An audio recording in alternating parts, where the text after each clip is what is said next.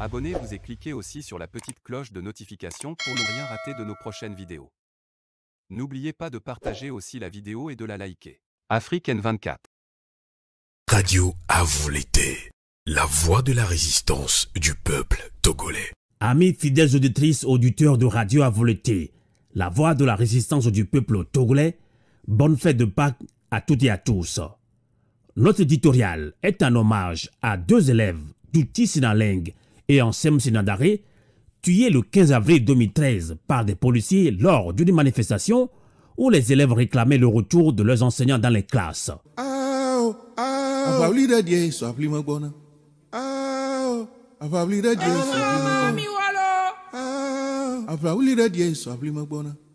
Il faut rappeler que les enseignants avaient lancé à l'époque une grève plongeant jusqu'à ce jour l'éducation togolaise dans une grave crise.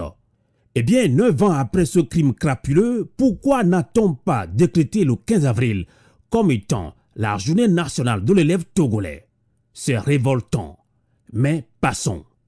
Depuis quelques années, les populations togolaises sont à l'agonie. Elles vivent au quotidien la mort dans l'âme.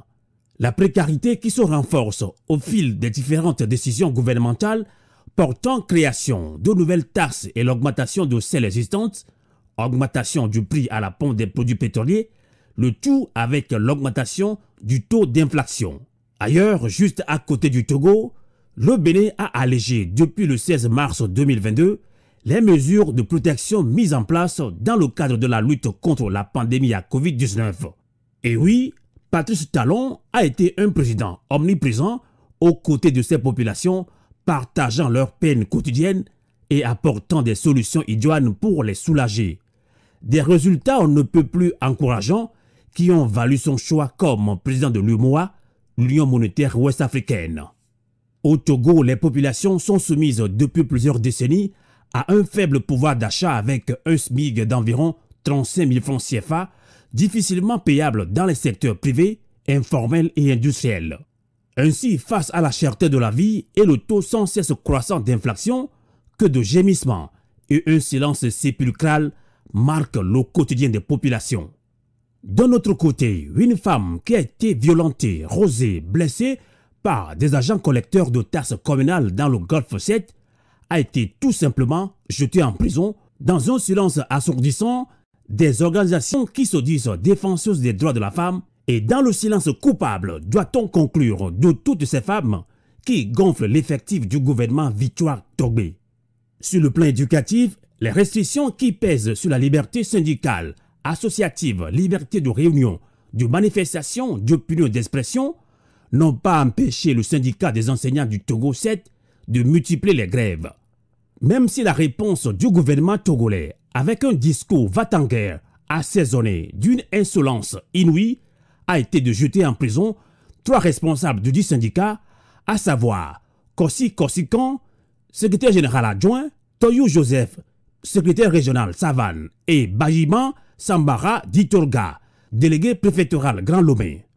Citoyennes et citoyens togolais, et dire que dans cette guerre que mène le 7, syndicat des enseignants du Togo, pour arracher de meilleures conditions de travail et de vie au profit de tous les enseignants du Togo, la coordination des syndicats de l'éducation du Togo, CSET, la Fédération des syndicats de l'éducation nationale, FESEN, la Fédération des syndicats de l'enseignement du Togo, FESET, et l'Union des syndicats de l'éducation du Togo, UZET, sont réduits au silence.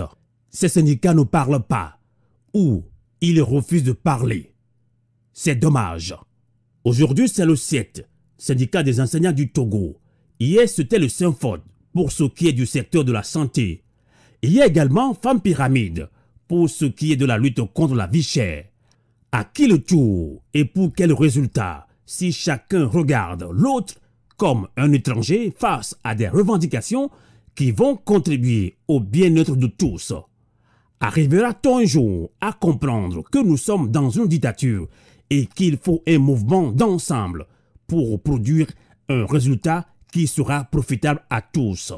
Eh bien, la main sur la conscience, hommes politiques, société civile, syndicats, citoyennes et citoyens avertis, que chacun réponde à cette interrogation. Novio a volé thé. Kokole, Tetinta. La voix du peuple. Radio à vous l'été. L'esprit patriotique. Likez la vidéo si ce n'est pas déjà fait. Laissez aussi votre point de vue en commentaire.